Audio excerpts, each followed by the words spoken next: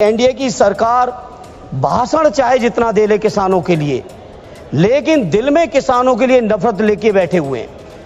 अगर नफरत लिए न बैठे होते तो इतने बड़े बजट में किसानों के लिए बजट में कटौती क्यों की जाती। बहुजन कैलेंडर पर भारी छूट, सिर्फ 300 रुपए में 10 कैलेंडर की बुकिंग करिए। संपर्क करिए 9711 666 पर। माननीय अध्यक्ष जी, मैं समझता हूं इस बजट के अंदर देश के जो सबसे ज्यादा आबादी, जिनका जीवन 60% से ज्यादा खेती और किसानी पर निर्भर है, उस मंत्रालय की चर्चा में आपने मुझे बोलने का मौका दिया। अध्यक्ष जी, आपका बहुत बहुत आभार व्यक्त करते हैं। अध्यक्ष जी, आपके माध्यम से हम आभार व्यक्त करना चाहते हैं अपने राष्ट्रीय अध्यक्ष आदरणीय अखिलेश यादव जी का भी, जिन्होंने पार्टी की ओर से मुझे यहाँ पर किसानों के मुद्दे पर अपनी बात को कहने का मौका दिया। अध्यक्ष जी, राष्ट्रपिता महात्मा गांधी जी कहते थे कि भारत की आत्मा गांव में बसती है, और भारत की आत्मा जब गांव में बसती है तो गांव की तरक्की और खुशहाली के बिना देश की तरक्की संभव नहीं है। श्रद्धेय नेताजी ने हमेशा कहा कि भारत की तरक्की और विकास का रास्ता अगर कहीं से निकलता है तो खेतों और खलिहानों से निकलता है। अर्थव्यवस्था के बहुत बड़े बड़े विद्वान इस सदन में मौजूद हैं। श्रद्धेय नेताजी ने हमेशा कहा कि अगर देश की अर्थव्यवस्था को दुरुस्त करना है तो किसानों को आप संपन्न कर देंगे तो बाजारों की भी वैल्यू बढ़ जाएगी, लोगों की परचेजिंग पावर भी बढ़ेगी और देश की अर्थव्यवस्था भी बढ़ेगी। सभापति जी, माननीय वित्त मंत्री जी द्वारा जब बजट पेश किया गया तो माननीय अध्यक्ष जी, तो लगातार ये कहा गया अब तक का सबसे बड़ा बजट है, 50 लाख करोड़ से ज्यादा का बजट है। लेकिन उन बजट पत्रावलियों को जब देखा गया और पत्रावली में जब कृषि एवं किसान कल्याण मंत्रालय के बजट को देखा गया तो अध्यक्ष जी बड़ी निराशा हुई। केवल 2.7% बजट का हिस्सा इस मंत्रालय को दिया गया। जो पिछले समय में बजट मिल रहा था उसमें भी सभापति जी 2.8% की कमी सभापति जी इसमें कर दी गई। इसलिए मैं समझता हूं बीजेपी के लोग, ये एनडीए की सरकार भाषण चाहे जितना दे ले किसानों के लिए, लेकिन दिल में किसानों के लिए नफरत लेके बैठे हुए हैं। अगर नफरत लिए न बैठे होते तो इतने बड़े बजट में किसानों के लिए बजट में कटौती क्यों की जाती। सभापति जी, मैं जिक्र करना चाहूंगा 2014 के भारतीय जनता पार्टी के संकल्प की। 2014 में संकल्प पत्र जो जारी किया गया था, उस संकल्प पत्र में कहा गया था कि स्वामीनाथन जी की जो रिपोर्ट है। आपके पास आज कागज बहुत है, लेकिन बोलना संक्षिप्त में है सर, संक्षिप्त में बोलना है। अब जो आप मौका देंगे आपकी उदारता रहेगी।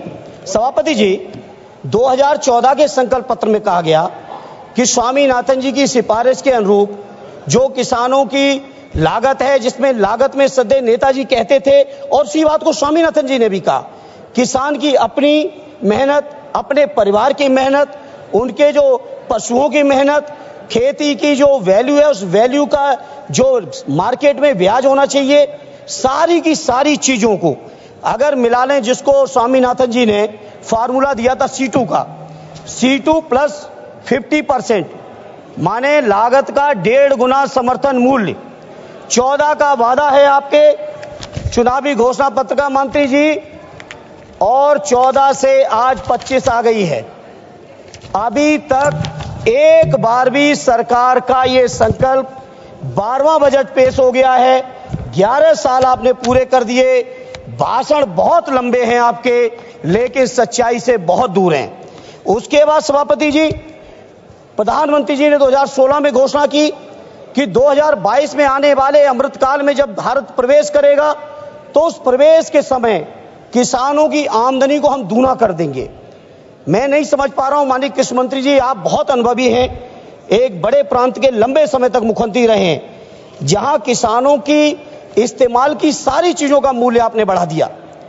आपने खाद का दाम लगातार बढ़ाया, बिजली में आपने कोई सब्सिडी दी नहीं, कीटनाशकों का दाम बढ़ा दिया गया, किसान के इस्तेमाल के डीजल के दाम बढ़ गए, ट्रैक्टर, थ्रेसर से लेके जितने भी आपके चीजें इस्तेमाल होती हैं खेती किसानी में, सारी चीजों का दाम बढ़ा दिया, लेकिन किसानों को कहीं समर्थन मूल्य देने की आपने जरूरत नहीं समझी। जहां आपने वादा किया था दोगुनी आमदनी का, जहां आपने वादा किया था C2+50% का, आज मैं बड़ी जिम्मेदारी से सभापति जी कहता हूं, देश के किसानों की हालत यह है कि अगर वो कर्ज न लें तो लागत भी ऐसी, लागत के बराबर भी कहीं मार्केट में मूल्य नहीं है। स्वामीनाथन जी ने कहा था कि किसानों की आमदनी बढ़ानी है तो 43,000 मंडियों की देश में जरूरत है, लेकिन उन मंडियों की अभी देश के अंदर केवल स्थिति है 7,000 की। और जब से एनडीए की सरकार आई है 11 साल से, मैं पूछना चाहता हूं मंत्री जी, जवाब दे दीजिएगा, प्राइवेट सेक्टरों ने तो मंडियां बढ़ा ली, साइलोज बना लिए, प्राइवेट खरीदारी का इंतजाम तो है, लेकिन कहीं भी सरकारी मंडियां आपने बढ़ाने का काम किया हो तो उसका डेटा दे देना। उत्तर प्रदेश के अंदर आदरणीय अखिलेश यादव जी ने मुख्यमंत्री रहते हुए विशेषकर बुंदेलखंड से लेकर उत्तर प्रदेश के विभिन्न इलाकों में सैकड़ों मंडियां बढ़ाई थी, उन मंडियों को नहीं बढ़ाया। और तो और कन्नौज के अंदर आलू की, मैनपुरी के अंदर अनाज की एक बहुत बढ़िया मंडी तैयार की थी एक्सप्रेसवे के ऊपर, जिससे किसान अपनी फसलों को सीधे देश के किसी भी कोने में पहुंचा सके। उन मंडियों को भी मंत्री जी आप जानकारी जुटा लीजिएगा, उन मंडियों को भी आपकी सरकार ने नहीं बनाया।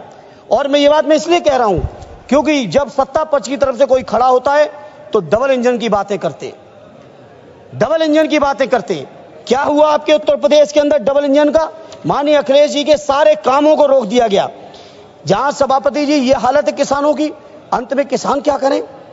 कर्ज ले रहे हैं, साहूकारों के मुंह मांगे ब्याज पे कर्ज लेना पड़ रहा है, सरकार से भी कोई राहत नहीं। क्या मामूली बात है? आपके 10 साल के कार्यकाल में प्रत्येक वर्ष 10,000 से ज्यादा और अब तक 1 लाख से ज्यादा किसानों ने आत्महत्या कर ली है। देश के किसानों ने, बताइए, देश के किसान आत्महत्या कर रहे हैं, देश के तमाम संविदा कर्मी आत्महत्या कर रहे हैं। देश के किसान अगर अपना हक अधिकार मांगने आते हैं, 3 काले कानून बनाए थे। मैं कृषि मंत्री जी आपसे कहूंगा जवाब में बताइएगा, हम पूरे विपक्ष के लोग कह रहे थे कि काले कानून है 3, और काले कानूनों को आप नहीं मान रहे थे। किसानों ने यहां पर महीनों दिल्ली में सर्दी गर्मी बरसात सारे मौसम झेल के आंदोलन किए, 750 किसान शहीद हुए। उन शहीद किसानों को आज तक आपकी सरकार की तरफ से, जहां देश की 5वीं अर्थव्यवस्था है, तीसरी होने वाली है, वहां एक परिवार को मुआवजा आपने नहीं दिया। सर, यह है आपकी सरकार। यह डंका बज रहा होगा किसी बड़े बड़े लोगों के लिए, कुछ चुनिंदा उद्योगपतियों के लिए बज रहा होगा डंका, लेकिन देश के किसानों की जो बर्बादी है वो छुपी नहीं है। सभापति जी, सभापति जी, मैं आपसे कहना चाहता हूं, जहां देश के अंदर पूंजीपतियों का 16 लाख करोड़ से ज्यादा कर्ज आपने माफ किया है, 16 लाख करोड़ से ज्यादा देश की बैंकों ने पूंजीपतियों का, बड़े बड़े पूंजीपतियों का, जिसमें चुनिंदा होंगे, हम किसी का नाम नहीं कोट करेंगे, पूरा देश जानता है, लेकिन किसानों के कर्ज की माफी की बात आती है तो सरकार एकदम चुप बैठ जाती है। यही आपका किसानों के प्रति प्रेम है। मैं बड़ी जिम्मेदारी से कहता हूं, अपने देश के किसान भाइयों को कहना चाहता हूं, देश की सर्वोच्च सदन से कहना चाहता हूं, आपको सोचना पड़ेगा, चिंतन करना पड़ेगा, कैसी सरकार आपने चुन ली। कितना प्रधानमंत्री जी के नाम पे झूठी बातों को आप विश्वास कराओगे लोगों को? कह रहे कितना दिया है, उससे एक मिनट शब्द, जितना दिया है सुन लो, उससे ज्यादा आपने जो यूरिया की बोरी 50 से 40 कर दी, उसमें काट लिया है, उससे ज्यादा आपने जीएसटी में वसूल लिया। आप बताओ, ट्रैक्टर पे कितना जीएसटी है, यूरिया पे कितनी जीएसटी है, कीटनाशकों पे कितनी जीएसटी है? जीएसटी के माध्यम से आपने वसूल लिया है। एक हाथ से 1 रुपया देते हो, दूसरे हाथ से 10 रुपए खींच लेते हो किसानों से। किसान सुन रहे हैं देश के, इसलिए मैं सभापति जी कहना चाहता हूं, आज किसान मजबूर है। मैं एहसास है, मेरे पिताजी आज भी खेती किसानी में रहते हैं, आज भी गौशाले में रहते हैं, मुझे एहसास है किसानों के दर्द का। सभापति जी, किसानों को यह हालत थी पहले, जब कभी भी अगर किसी किसान परिवार से ये कह दो कि गांव छोड़ दो, जमीन छोड़ दो, शहर में चल के बस लो, नौकरी कर लो, तो वो नहीं तैयार होते थे। और आज सभापति जी किसान इतना मजबूर हो गया है कि खेती छोड़ के शहरों में रिक्शा चलाने को तैयार है, शहरों में आपके मजदूरी करने को तैयार है, कोई भी काम करने को तैयार है। अब किसानों ने समझ लिया है कि उनका और उनके बच्चों का भविष्य अब खेती में नहीं रहा। और यही कारण है, बहुत से सर्वे आए देश में, जब पूछा गया किसानों से कि आप खेती करना चाहते हो कि नहीं करना चाहते हो, मेजॉरिटी के किसानों ने कह दिया कि हम खेती नहीं करना चाहते। ये हालत है। देश के 50% से ज्यादा किसान आज भी हैं सभापति जी जो कर्जों से डूबे पड़े हुए हैं। इसे मैं आज इस मौके पर कहना चाहता हूं, ये सरकार हो चाहे इनके प्रांतों की सरकार हो, और प्रांतों में भी विशेषकर उत्तर प्रदेश की सरकार के बारे में कहूंगा, किसानों को रोजगार दिया नहीं। हां, एक रोजगार माननीय मंत्री जी आपकी सरकार ने किसानों में दे दिया और किसान परिवार के सभी लोगों को दे दिया, चाहे 2 डिग्री टेम्परेचर हो, 3 डिग्री टेम्परेचर हो, कोहरा हो, तुषार हो, बारिश हो, मूसलाधार बरसात चल रही हो या गर्मी की तपन हो 50 डिग्री से ऊपर की, हर परिस्थिति में किसान परिवार की महिलाओं को, किसान परिवार के बच्चों को, किसानों को स्वयं अपने खेतों की रखवाली करनी पड़ रही है पूरे उत्तर प्रदेश के अंदर छुट्टा जानवरों से। ये हालत कर दिया आपने किसानों की। कहीं ना कहीं मैं समझता हूं किसानों की दुर्दशा आप सब लोग सुनियोजित तरीके से कर रहे हो, क्योंकि ये किसान जो समाज है बहुत स्वाभिमानी समाज है, बहुत जज्बाती समाज है। ये सरकार की गलत नीतियों का जम के विद्रोह और विरोध भी करता है। इसलिए सरकार चाहती है किसान कर्ज में उलझे रहे, किसान अपनी समस्याओं में डूबे रहे, किसानों में कहीं संपन्नता ना जाए। किसानों में संपन्नता आएगी तो उनके परिवारों के लोग नौकरी से लेकर सम्मान स्वाभिमान का जीवन जिएंगे। ये सरकार पूरी तरह से चाहती है कि कैसे भी किसान बर्बाद हो।